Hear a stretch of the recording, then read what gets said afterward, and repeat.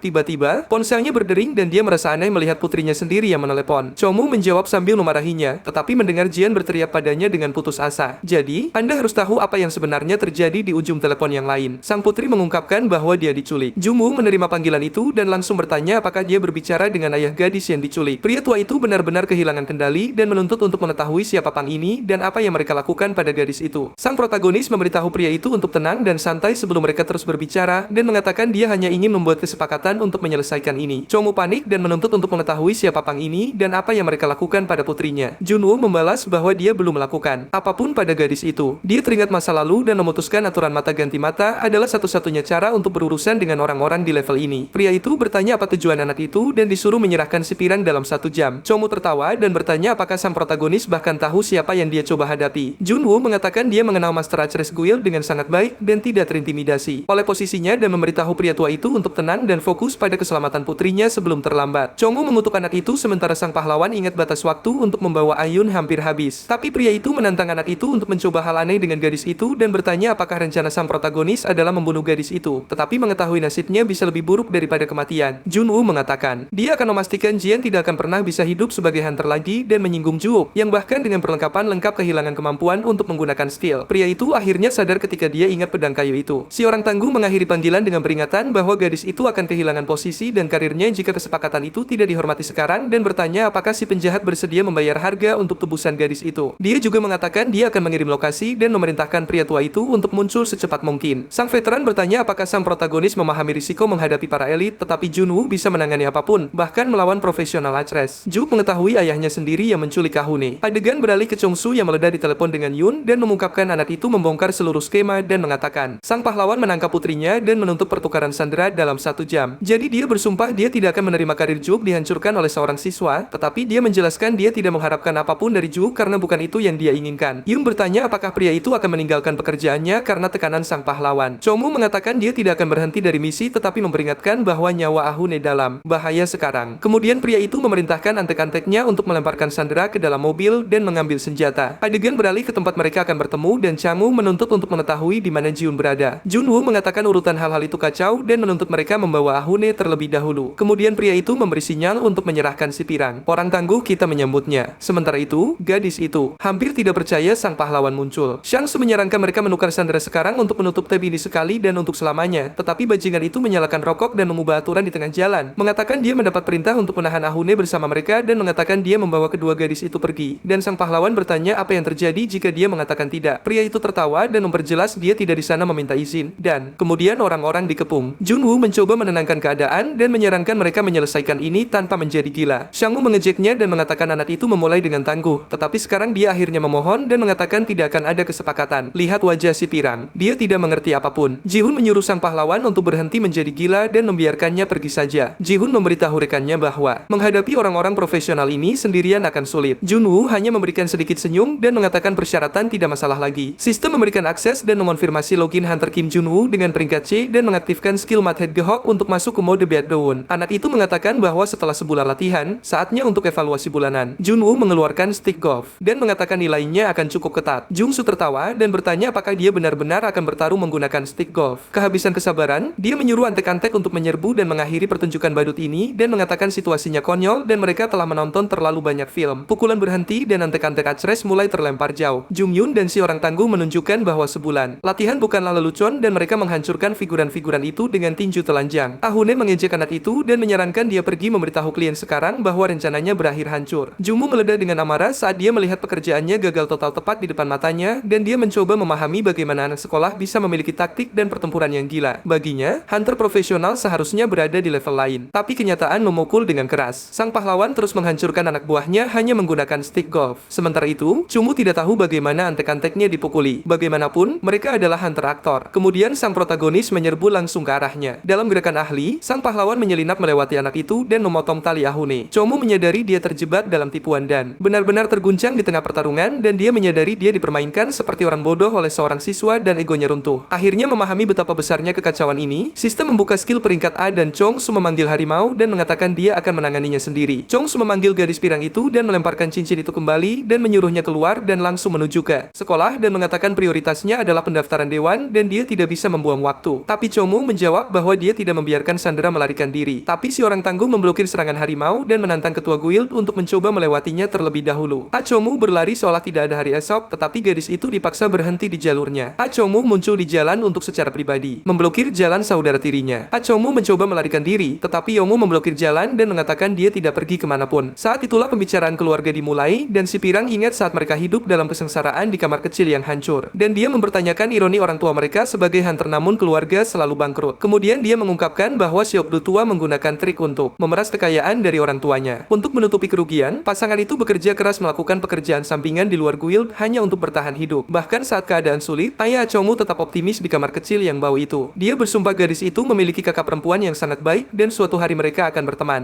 Chong menuntut untuk mengetahui mengapa Chungs tidak menunjukkan sedikit pun rasa hormat, bahkan di pemakaman ayahnya sendiri, dan berbicara tentang bagaimana saudara perempuannya bisa melayani monster yang membunuh ayah mereka. Chungs tu mencoba bersikap pengertian, tetapi si Pira membalas, mengatakan dia tidak mengerti apapun. Kehabisan kesabaran, gadis itu mengaktifkan Azur Flame dan memperingatkan elit untuk tidak menghalangi jalannya. Kemudian si rambut merah mengaktifkan Crystal Rise dan mengatakan dia tidak tahu orang macam apa kakek mereka itu dan mengatakan gadis itu akan berakhir mati mati. Tapi Aune mengatakan dia tidak peduli lagi tentang apapun, jadi mereka berdua mulai bertarung dengan sihir mereka. Sementara itu, Junwoo terus menahan harimau raksasa itu hanya dengan stick golf. Changwoo mencoba menggunakan kesempatan itu untuk menyelinap dari sana dan mengejar targetnya. Junwoo menghalangi jalannya dan bertanya, kemana si penjahat berpikir dia akan pergi dan mengatakan bahwa untuk sampai ke Ahune, dia harus melewati dia terlebih dahulu. Anak itu kehilangan kendali dan tidak bisa mengerti bagaimana seorang siswa memiliki insting bertarung yang tidak nyata dan dia menyadari antek-anteknya gagal dan dia mungkin kehilangan pandangan dari Sandra. Tidak ada waktu untuk pembicaraan yang tidak berguna. Anak itu memutuskan dia tidak menahan diri lagi. Kemudian dia mengaktifkan Manaling, memberitahu anak itu untuk tidak mati sekarang, dan menyerangnya dengan segalanya. Junwoo menyadari binatang itu terlalu cepat. Harimau itu menyerang tubuh alih-alih kepala dan sang protagonis memuntahkan darah dari dampaknya dan dia menyadari si penjahat menggunakan Manaling dengan kekuatan penuh. Changwoo mencibir bertanya apakah goresan itu cukup untuk membuatnya takut. Anak itu menyadari teknik ini adalah puncak dari skill pemanggilan. Tidak seperti pemanggilan normal, sang master sekarang mengendalikan setiap gerakan harimau seperti itu adalah video game. Binatang itu mencapai level monster boss, meluap dengan mana di mana-mana. Harimau itu menerjang dengan keras, bahkan jika itu terlihat seperti serangan liar. Setiap pukulan mengarah tepat pada titik lemahnya. Pahlawan kita akhirnya melompat untuk menghindari pukulan. Tapi Changwoo memanggil golem raksasa dan mengatakan dia akhirnya menangkap anak itu. Memanfaatkan pahlawan yang berada di udara, si penjahat mengatakan yang tersisa hanyalah baginya untuk menerima pukulan itu. Jiang Su mengakui pukulan itu mendarat dan mengakui bahwa menghadapi dua panggilan berturut-turut itu sulit. Anak itu berjanji dia tidak akan jatuh sekarang, tapi rasa sakitnya akan luar biasa. Jadi, sang pahlawan mengaktifkan skill rahasia stick golf di tengah penerbangan. Changwoo panik saat dia menyadari aksesori itu juga merupakan senjata sihir, dan dia meringkuk rapat mencoba menahan guncangan dampak. Jiang Su menjelaskan bahwa Manaling memiliki kekurangan yang tidak bisa disembunyikan oleh pro. Menurutnya, jika pemanggil berpaling bahkan sedetik saja, makhluk itu menjadi benar-benar tidak berguna. Sang pahlawan menyadari senjata sihir itu hanya bagus untuk curang dalam taruhan golf dan membuat bola terbang jauh. Pada akhirnya, orang tangguh itu kabur dan mengatakan dia akan membebankan biaya kepada Wick untuk barang jelek itu. Jiang Su bertanya-tanya apakah Jiang Su berhasil menahan bos gue sendirian, dan dia menyadari dia tidak punya waktu untuk mengkhawatirkan orang lain dengan 3 pro tepat di depannya. Jadi, dia menghadapi bahaya dan bertanya apakah dia benar-benar bisa menangani trio itu tanpa bantuan. Para antek mengejek keberanian anak itu dan mengatakan mereka perlu menyelesaikan ini dengan cepat agar mereka tidak dikunyah oleh bos. Jadi orang-orang menyerbu dengan segalanya yang mereka miliki dalam situasi sulit ini. Jong Yun fokus pada apa yang diajarkan master selama latihan. Dia ingat skill anda-gilanya menggunakan duri yang beregenerasi sehingga dia bisa terus menyerang tanpa henti. Sang pahlawan ingat bahwa kebiasaan terjun langsung ke tengah musuh adalah hal yang merusak segalanya, dan dia memperjelas bahwa melawan banyak musuh dengan satu tangan saja sudah seperti bunuh diri. Pelajarannya sederhana, teruslah bergerak dan pancing mereka agar bisa menemukan celah yang nyata. Tujuan utamanya adalah menciptakan kondisi yang menguntungkan dalam pertarungan. Para penjahat mulai kesal karena terus berlari ke sana kemari dan mengeluh bahwa perkelahian ini berubah menjadi permainan kejar-kejaran yang konyol. Strategi mengulur waktu itu berhasil membuat mereka kehilangan kesabaran dan merusak formasi kelompok mereka. Akhirnya, salah satu yang sombong kehilangan kendali dan menyerang sendirian, jatuh ke dalam perangkap seperti orang bodoh. Jong Yun memanfaatkan celah itu dan mendaratkan pukulan pada orang pertama yang menyerang sendirian. Orang lain mencoba menerjangnya, tapi berakhir dengan hasil yang sama seperti sebelumnya. Jadi, sang veteran terus mempertahankan posisinya dan bam, satu pukulan lagi mengenai lawan yang lain. Sang veteran terkejut, menyadari dia mampu menahan para elit, bahkan tanpa menggunakan skill aktif sama sekali saat ini. Hal itu mengingatkannya pada apa yang diajarkan sang pahlawan selama pelatihan. Tiba-tiba, para penjahat melihat Jong Yun bersembunyi di balik pilar. Salah satu dari mereka memerintahkan yang lain untuk mengamankan gadis itu terlebih dahulu dan mengabaikan si anak kecil untuk saat ini. Jong Yun membeku saat menyadari dia benar-benar lupa melindungi gadis itu. Memanfaatkan kelalaian itu, musuh mendaratkan pukulan ke arah veteran. Kemudian antek-antek lainnya melompat memanfaatkan celah tersebut, melakukan sapuan kaki, dan mereka mulai menghajar Jong Yun hingga ke tanah, mencoba mematahkan setiap tulang di tubuh anak itu. Sang veteran teringat peringatan Jungwoo. Jika jarak antara dia dan musuh tertutup, itu artinya tamat. Dan dia menjelaskan bahwa di saat-saat seperti ini, yang bisa dilakukan hanyalah menahan rasa sakit dan berdoa untuk kebangkitan keajaiban. Fenomena itu terjadi ketika seorang hunter terpojok dan tubuhnya bereaksi berdasarkan insting bertahan hidup murni. Namun, sang pahlawan memperingatkan bahwa mengandalkan hal itu adalah jebakan, dan lebih baik menghindari mencapai tingkat keputusasaan seperti itu. Kembali ke dalam perkelahian, si antek mengeluh bahwa seorang anak kecil yang tidak berarti memberi mereka terlalu banyak masalah. Musuh merasa aneh karena targetnya hanya berdiri di sana, tetapi Jung Yun bereaksi, mencengkeram duri sihir dengan mata penuh amarah. Tiba-tiba, sang veteran menusuk kaki pria itu lalu menghantam beberapa titik lainnya. Sial, tidak mungkin. Dia mengaktifkan aura yang telah ia simpan. Itu gila. Orang-orang itu benar-benar terkejut melihat melihat siswa tersebut masih memiliki stamina untuk bertarung setelah menerima begitu banyak pukulan. Mereka mencoba menahan si Tangguh dengan paksa, tetapi sang veteran meraih duri yang jatuh ke mulutnya dan bam, langsung menusuk tangan pria itu. Mereka mundur dan bertanya apakah monster di depan mereka ini adalah Rokie yang sama dari sebelumnya. Jadi, mereka memutuskan untuk menggunakan perlengkapan mereka dan mengaktifkan skill peringkat B untuk mencoba menghabisi sang veteran. Kemudian, salah satu antek ditampar dan menoleh ke belakang, tidak mengerti apa yang terjadi. Changmu memerintahkan bawahannya untuk menyimpan perlengkapan dan berkata pertunjukannya sudah berakhir. Lalu dia menyalakan rokok dan mengakui kekalahannya kepada kelompok itu. Namun kelelahan menang dan sang veteran akhirnya roboh ke tanah. Changmu mengakui anak itu adalah monster karena memaksa para elit menggunakan item. Melihat betapa kuatnya lawannya, pria itu mengakui sang veteran memang luar biasa. Adegan berganti dan Afkin kalah. Sementara In mengatakan dia mengharapkan lebih dari kandidat dewan baru dan bertanya apakah itu batas dari balas dendam yang bisa ditawarkan gadis itu. Kemudian si rambut merah menyuruhnya untuk menyerah, mengatakan dia akan menghilang tanpa jejak jika tetap lemah seperti ini. Afion mengabaikan omelan itu dan berkata dia lebih memilih kalah dalam pertarungan daripada berhenti sekarang. Inch hanya membalikkan punggungnya dan meninggalkan gadis itu, meragukan dia bahkan bisa bergerak dalam keadaan seperti itu. Meski babak belur, gadis itu mencoba bangkit. Saat dia melihat kakaknya pergi, dia syok karena dikalahkan dengan cara yang begitu memalukan. Tiba-tiba, Jumu muncul entah dari mana dan bertanya mengapa gadis itu hanya membusuk di sana. Afion dan Inch membeku saat melihat sang protagonis muncul di tengah kekacauan. Sang pahlawan menyapa si rambut merah seolah-olah itu bukan masalah besar, membuat gadis itu panik, ingin tahu bagaimana dia bisa melewati keamanan. Jumu mengatakan dia mencoba membicarakannya dengan baik, tetapi Changmu terlalu keras kepala dan sombong. Lalu dia mengungkapkan bahwa dia menidurkan semua orang sebelum datang memeriksa bagaimana kekacauan itu terjadi. Hai bertanya apakah dia benar-benar menjatuhkan Direktur Huang, tapi sang pahlawan membantahnya. Kemudian dia menatap si rambut merah dan bertanya apakah dia terlihat seperti datang ke sini untuk melucu saat ini. Lalu dia bilang tidak peduli apakah dia percaya atau tidak dan menyuruhnya bergerak karena mereka kehabisan waktu. Gadis itu bertanya apa alasan sebenarnya sang pahlawan mempertaruhkan nyawanya untuk membantu si pirang. Sang protagonis mengatakan kepribadian mereka cocok, tapi si rambut merah memperingatkan bahwa membantu gadis itu ada harganya yang tidak dia mengerti. Si Tangguh kita bertanya apakah dia benar-benar perlu mengkhawatirkan detail seperti itu saat ini. Si rambut merah mengaktifkan kristal Rise dan menyiapkan es untuk menghalangi jalan si anak. Dia mengatakan sang pahlawan akan segera menyadari betapa bodohnya kesalahan yang dia buat, tapi saat itu sudah terlalu terlambat untuk menyesal. Sang protagonis menyadari hanya tersisa 15 menit hingga tenggat waktu terakhir dan menyadari dia tidak bisa membuang waktu untuk pertarungan yang tidak berguna dan mengatakan jika dia bertarung sekarang, sudah jelas dia terlibat dalam masalah ini. Yuni, siswa terbaik yang terlibat dalam penculikan anak di bawah umur. Jadi gadis itu dengan cepat menonaktifkan sihirnya. Tanpa membuang waktu, sang pahlawan menggendong si pirang di punggungnya dan mengatakan dia akan keluar dari sana. Tapi sebelum dia pergi, si rambut merah berkata dia akan menerima bantuan yang dia berikan sebelumnya. Dia akan meyatimkan kakeknya, tapi meminta dia untuk meninggalkan si pirang dan pergi. Juno menyadari gadis itu serius. Namun, dia akhirnya menolak tawaran itu. Bagaimanapun, salah satu bawahannya membuat situasi menjadi lebih buruk. Dia terus menggendong trainnya itu dan merasa kali ini mereka telah melewati batas. Sang pahlawan menyuruh si rambut merah memberitahu kakek Sodu bahwa permainan baru saja naik level dan mengatakan dia akan segera mengunjungi pria tua itu secara pribadi. Pindah ke rumah sakit di mana Afwan tersentak bangun setelah pingsan selama 1 hari penuh. Jumu mengatakan dia aman, tapi menyuruh si pirang untuk tidak terburu-buru bangun dulu. Si pirang panik menanyakan tentang pendaftaran dewan. Sang pahlawan mengungkapkan dia berhasil membawa gadis itu ke sana untuk menandatangani pencalonan sebelum tenggat waktu. Setelah memastikan dia sudah bangun, sang protagonis mengatakan dia akan pergi. Afwan bertanya mengapa dia menolak tawaran si rambut merah karena itu adalah kesempatan yang sempurna. Tapi Jumu menjelaskan si rambut merah jauh lebih takut pada kakeknya daripada yang dia kira karena si rambut merah dikendalikan oleh pria tua Sodu. Dan dia menjelaskan dia membutuhkan sekutu yang akan berdiri melawan kakek Sodu, bukan orang yang hanya menundukkan kepala pada perintah. Si pirang bertanya apakah ada alasan lain dia menolak tawaran si rambut merah. Tapi si Tangguh mengatakan dia melakukannya karena gadis itu terlalu merasa berhak dan mengatakan para elit sudah sombong sejak awal, tapi memperingatkan ada seseorang yang bahkan lebih sombong berdiri tepat di depannya. Juno menyuruh gadis itu diam dan sudah memperingatkan latihannya akan menjadi neraka saat dia keluar dari rumah sakit dan dia berjalan ke pintu keluar serta mengatakan drama pribadinya bukan urusannya, tapi dia menjamin bahwa untuk saat ini dia melakukannya dengan sangat baik dan dia meninggalkan rumah sakit. Wei memastikan dia sudah membocorkan rumor tersebut ke media sesuai rencana. Sang pahlawan mengatakan langkah Yun gagal total dan sekarang mereka butuh rencana B dan dia khawatir seseorang mungkin mengira dia terlibat dalam kotoran jika skandal itu meledak sepenuhnya. Pria tua itu terkejut Jumu tidak segera mengungkap asosiasi orang tua dan si rambut merah. Jumu menjelaskan dia hanya perlu melempar umpan yang tepat agar ikan besar menggigit kayunya dan dia menyerahkan sisa pembersihan kepada si anak yang mengeluh karena dia selalu harus memperbaiki kekacauan orang lain. Wick memanggil si anak dan bertanya kapan dia akan mengembalikan tongkat golf yang dipinjam. Pindah adegan, si rambut merah tidak tahu harus berbuat apa. Dia menyadari Aune masuk ke dewan sekarang sudah pasti. Gadis itu takut masa lalu kelam keluarga akan terungkap segera setelah media mulai menggali cerita itu. Dan dia berpikir tentang bagaimana dia mempertaruhkan segalanya dengan bekerja sama dengan Changsu. Dan sekarang dia bertanya-tanya apa niat sebenarnya Jumu. Ponselnya bergetar di atas meja dan seseorang di ujung sana mengatakan mengatakan mereka melihat berita dan bahwa sesuatu yang sangat menarik baru saja terjadi. Si rambut merah membeku di tempat dan menuntut untuk mengetahui apa arti pembicaraan misterius itu. Internet menjadi gila dengan berita bahwa Changmu tertangkap basah dengan penculikan Aun. Sodu ingin tahu apakah dia yang mengatur semua kekacauan ini. Dan dia memperingatkan bahwa jika drama ini terus seperti ini, mereka berdua tamat dan akan kehilangan status di antara para elit. Akuni bersumpah dia akan menemukan cara untuk memperbaiki situasi. Tapi pria tua itu menjelaskan dia tidak mengerti apa yang sebenarnya terjadi, dan dia mengatakan pengungkapan itu hanyalah umpan. Kemudian dia menuntut nama si berandalan yang punya nyali untuk melawan mereka. Jadi dia memberitahu si rambut merah dia akan melakukannya dengan caranya sendiri. Di sekolah, suasana di kelas B menjadi masam dan para siswa mulai berbisik tentang skandal itu. Saat itulah si brengsek Lee So-young muncul untuk menghabisi si gadis dan mengejek rasa malu yang dialami ayahnya. Dia menyuruh So-young pergi jika dia tidak punya hal berguna untuk dikatakan. Si brengsek terus mengolok-olok penculikan amatir yang dicoba oleh Actress Guild untuk dilakukan. Dia tertawa terbahak-bahak mengatakan keberanian ayahnya mengesankan, hanya saja di jalan yang salah. Jadi, gadis itu berdiri untuk pergi, tetapi So-young mengatakan yang sebenarnya dan berkata bahwa tanpa ada ayah di sekitar, Gian pada dasarnya bukan siapa-siapa. Dan dia mengatakan bahwa tanpa pengaturan keluarganya, dia bahkan hampir tidak bisa bertahan di kelas D. Kemudian anak itu memegang bahunya dan mengatakan dia bisa memberinya pekerjaan di perusahaannya. Penawarannya adalah posisi kelas rendah, mengatakan yang perlu dia ketahui hanyalah cara membuat kopi. Dia menepis sentuhannya dan pergi. Berjalan sendirian, dia mengakui dia hanya menjadi elit dan masuk ke kelas B karena pengaruh ayahnya. Dia bersumpah dia berlatih keras setiap hari untuk mencoba mencapai tingkat yang diharapkan ayahnya darinya. Saat kunjungan penjara, dia bersumpah pada Chang bahwa dia akan bekerja keras untuk menyelesaikan kekacauan itu, tetapi pria tua itu bahkan tidak peduli dan bertanya apa yang menurutnya bisa dia lakukan tanpanya di sana, dan dia menyuruh gadis itu diam dan tidak mencoba aksi yang tidak perlu. Kemudian dia mengungkapkan dia tidak pernah mengharapkan apapun darinya dan meninggalkan gadis itu dalam keadaan shock. Jay menyadari ayahnya tidak pernah memiliki harapan untuknya dan bertanya-tanya mengapa dia mencoba begitu keras. Dia sadar bahwa dia hanyalah dekorasi untuk rencana ayahnya selama ini. Dalam perjalanan, gadis itu melihat Junwoo. Kemudian kemarahan meluap dan dia melampiaskan semua frustrasinya pada nama sang protagonis. Chang bertanya apa yang dilakukan bos asosiasi di sana. Kakek Sodu memainkannya, mengatakan dia hanya datang karena pertimbangan atas waktu yang mereka habiskan bersama. Chang langsung sadar ada sesuatu yang terjadi, karena pria tua itu bahkan tidak muncul di acara elit resmi. So bertanya apakah si anak baik-baik saja, dan dia mengungkapkan hukum sudah menemukan orang untuk disalahkan guna menanggung beban dan menarik Chang Sao keluar dari sorotan. Kemudian dia mengingatkan bahwa Actress Guild selalu menjadi tempat sampah asosiasi untuk pekerjaan tersulit. So memperkuat bahwa tidak peduli betapa busuk pekerjaannya, Guild selalu menemukan jalan. Tapi kemudian nadanya berubah, dan So mengakui dia sangat kecewa dengan upaya Chang'ao untuk merdeka. Dan dia mengatakan dia tahu segalanya mulai dari aliansi dengan menteri hingga skema rahasia dengan cucu perempuan berambut merah. Chang'ao tidak mengerti bagaimana pria tua itu menemukan rencana yang seharusnya sangat rahasia. So Apu menyuruhnya untuk tidak marah tanpa alasan dan dia menawarkan kebebasan kepada si berandalan sebagai ganti bantuan kecil, menjelaskan bahwa dia hanya butuh dia untuk mengurus satu masalah terakhir dengan bersih dan tanpa komplikasi. Dan dia mengungkapkan kali ini targetnya adalah seorang mahasiswa baru yang masuk akademi melalui penerimaan khusus. Chang akhirnya memproses bahwa kali ini targetnya tidak lain adalah Kim Junwoo. Sukdu mengatakan anak itu punya nyali untuk membuang umpan dan sekarang dia harus membayar harganya. Chang'o bertanya apakah misinya tidak terlalu berbahaya untuk dilakukan, tetapi pria tua itu menyuruh si anak untuk berpikir sangat hati-hati tentang risiko yang terlibat dan bertanya apa yang lebih buruk, berurusan dengan sang protagonis atau membiarkan skandal cucu perempuan bocor ke publik. Kemudian dia berjanji akan menghubungi segera setelah pekerjaan itu selesai. Kembali ke sekolah, Jia meledak dan menuduh Junwoo senang dengan kejatuhan ayahnya. Sang protagonis tidak mengerti apa-apa dan gadis itu bersikeras dia hanya berpura-pura bodoh. Dan dia berteriak bahwa dia mendapatkan balas dendamnya dan sekarang dia hanya ingin melihatnya hancur sendirian. Tapi si tangguh kita hanya memiliki ekspresi seperti, bro, apa yang sebenarnya dibicarakan gadis ini? Dan di dalam kepala si anak, dia mengatakan semua itu adalah kesalahpahaman. Entah dari mana, gadis itu mengatakan itu tidak akan berjalan sesuai harapannya dan mengatakan dia akan berhenti dari akademi. Junwoo berkata, jadi apa? Dan menyuruhnya melakukan apapun yang dia inginkan, membiarkannya. Dan dia memperingatkan bahwa hidupnya bukan urusannya, tapi menyuruhnya untuk tidak memulai dengan orang lain saat dia memutuskan apakah dia akan pergi atau tinggal di sekolah. Jian panik dan berteriak bahwa sang protagonis menghancurkan segalanya, mengubah hidupnya menjadi sampah total. Si anak berhenti dan bertanya mengapa hal itu bisa menjadi kesalahannya. Gadis itu terus berteriak tentang nasib ayahnya seolah itu membenarkan semua amarahnya. Junwoo membalas bahwa kejatuhan pria tua itu tidak ada hubungannya dengan upaya yang dia katakan telah dia lakukan sepanjang hidupnya dan bertanya apakah pukulan yang diterima ayahnya membuat semua latihannya sama sekali tidak berguna. Jadi dia bertanya apakah dia benar-benar ingin mengakui dia tidak lain adalah tidak berguna tanpa ayah di sekitarnya untuk membawanya. Gadis itu berteriak bahwa dia hanya ingin pengakuan, mengatakan dia berlatih keras mencoba memenuhi harapan keluarga. Men, gadis itu hanya tahu cara berteriak, tapi protagonis kita. Benar, dia mengingat malam-malam tanpa tidur mencoba memanggil rubah api itu, tidak melewatkan satu hari pun latihan dan melampiaskan keputusasaan karena merasa targetnya mustahil untuk dicapai tidak peduli seberapa keras dia mencoba. Jadi dia menangis dan menyesal membuang begitu banyak usaha jika tidak ada yang pernah mengharapkan apapun darinya sejak awal. Sang protagonis bosan dengan dramanya dan mengatakan seluruh pendekatan latihannya salah dari awal sampai akhir. Kemudian dia memulai pelajaran dan menjelaskan bahwa dasar dari kelas summoner adalah mengendalikan makhluk itu sebelum Anda mulai memaksakan koneksi mana. Gadis itu membeku saat melihat si anak mengetahui gaya bertarungnya dengan segera, tetapi dia hanya mengatakan itu sudah jelas. Kemudian dia memperhatikan bekas luka di lengannya dan mengungkapkan bahwa terburu-buru untuk terhubung membuat rubah yang dipanggil menyerang pemiliknya. Dan dia menyadari gadis itu terburu-buru untuk mencapai tingkat ayahnya secepat mungkin. Sang protagonis menjelaskan bahwa langkah pertama adalah mengendalikan summon tanpa mengandalkan tautan mana. Memperlakukan makhluk itu sebagai mitra bertarung dan bukan sekadar alat, dan mengajarkan bahwa koneksi yang nyata hanya datang dengan pengalaman dan mencoba melewati langkah-langkah adalah cara tercepat untuk membuat semuanya menjadi kacau. Menyadari gadis itu membeku, sang pahlawan bertanya apakah dia setidaknya memperhatikan. John bertanya apakah mengikuti jalan itu akan mengubahnya menjadi seseorang yang hancur seperti sang protagonis sendiri. Sang pahlawan segera menghentikannya dan mengatakan ide itu benar-benar tidak masuk akal dan tidak akan terjadi. Namun, itu sudah cukup untuk membuat ayahnya terkejut. Jungwoo berpikir dia membuang terlalu banyak waktu untuk gadis itu dan ponselnya mulai bergetar di sakunya. Dia mengangkatnya dan suara misterius itu bertanya apakah dia mahasiswa baru yang masuk melalui penerimaan khusus. Bahkan dengan selisih waktu puluhan tahun, sang protagonis mengenali nada itu dengan segera dan mengatakan dia sudah kehabisan kesabaran menunggu panggilan itu. Meski Sokdu akhirnya memasuki permainan, pria tua itu mengakui langkah si anak pintar dan bertanya apa yang diinginkan si anak sebagai gantinya. Dan sang pahlawan mengatakan permintaan itu cukup sederhana untuk ditangani. Kemudian Sodu bertanya apakah si berandalan sombong itu memiliki bukti nyata keterlibatan Guinche dalam penculikan gadis pirang dan menjelaskan bahwa semua log lokasi hunter dan log penggunaan skill dikelola oleh haki dukungan. Jadi, karena dia yang menjalankan semuanya, tidak ada catatan yang akan digunakan sebagai bukti. Juno menantang pria tua itu untuk menutup telepon jika dia begitu yakin tidak ada bukti valid terhadap elit dan mengatakan kartu yang dia pegang akan muncul untuk seluruh dunia saat berita itu pecah di media. Pria tua itu akhirnya setuju untuk bertemu, meninggalkan si anak puas, tapi Sakdu mengatakan itu tidak akan terjadi. Sekarang karena dia pria sibuk. Adegan berganti ke Chongsu yang pergi dan menghisap rokoknya. Anak-anak tidak boleh merokok. Segera, seorang pria memperkenalkan dirinya sebagai asisten pribadi Xiaodu dan mengatakan dia di sana untuk mengantarnya ke kediamannya. Chongmu mengakui dia tidak mengharapkan hal-hal berjalan sebaik ini dan menyadari dia tidak pernah menjadi target sebenarnya Juno. Kemudian dia berpikir sang protagonis hanya mempercepat perjalanannya sendiri ke lobi dengan memutuskan untuk berdiri melawan Sodu, sesuatu yang tidak akan bisa dia tangani. Dan dia mengatakan kurangnya pandangan ke depan si anak hanya membuktikan dia masih anak-anak. Si preman menyerahkan koordinat pekerjaan, mengatur pembayaran untuk Sabtu pertama bulan depan. Chongsu mengatakan dia akan menanganinya tanpa meninggalkan jejak, menunjukkan dia lebih dari bertekad untuk menghapus jejak si anak. Tapi sang asisten memperingatkan bahwa perintah kakek sudah jelas. Pekerjaan harus dilakukan solo untuk menghindari terbongkar. Chongmu bertanya apakah pria tua itu sudah benar-benar gila, mengirimnya sendirian dalam misi. Dia memperingatkan bahwa bahkan jika mereka bekerja sama dengan setiap peringkat B di guild, itu masih tidak akan cukup untuk melawan tingkat aneh sang protagonis. Sang asisten tertawa terbahak-bahak mengira itu lelucon karena baginya targetnya hanya anak SMA biasa. Men, si anak bahkan tidak tahu siapa petani aura kita. Tapi Chongsu membuat wajah seperti, kau pikir aku bermain-main, bro? Dan dia mengakui sang protagonis adalah yang asli. Tapi mengaku dia merasakan sesuatu yang jauh melampaui kekuatan kasar selama pemukulan yang dia terima. Kebijaksanaan dan pengalaman tempur anak itu gila, seolah dia punya puluhan tahun perang di punggungnya. Jadi, si kriminal mengatakan dia tidak akan pergi sendirian dan berencana memobilisasi seluruh persenjataan guild untuk menjamin pembunuhan tersebut. Perubahan adegan. Juno bertanya apakah sang veteran merasakan tubuhnya bergerak berdasarkan insting murni ketika keadaan menjadi serius. Jong-yun mengonfirmasi perasaan itu dan bertanya apakah fenomena aneh ini adalah apa yang disebut pahlawan sebagai kebangkitan. Sang protagonis mengatakan, pengalamannya berharga dan memberitahunya bahwa berlatih dengan ingatan itu akan meningkatkan level sang veteran dengan cepat. Namun, Juno merusak suasana dan bertanya apa yang dilakukan dia di sana. Tetapi gadis itu hanya ada di sana karena penasaran. Namun, gadis itu bertanya bagaimana seorang veteran Dewan Oke dilatih oleh mahasiswa baru. Jangi menjelaskan, pahlawan kita mengajar lebih baik daripada banyak instruktur veteran di luar sana. Dan dia juga mengatakan bahwa jika bukan karena orang besar kita, dia bahkan tidak akan menjadi hunter. Kemudian dia bertanya apakah gadis itu juga ada di sana karena dia mendengar sesuatu tentang dia. Melanjutkannya, si anak menyarankan dia meminta bantuan protagonis. Bagaimanapun, dia melatih si gadis pirang. Dan orang besar kita seperti,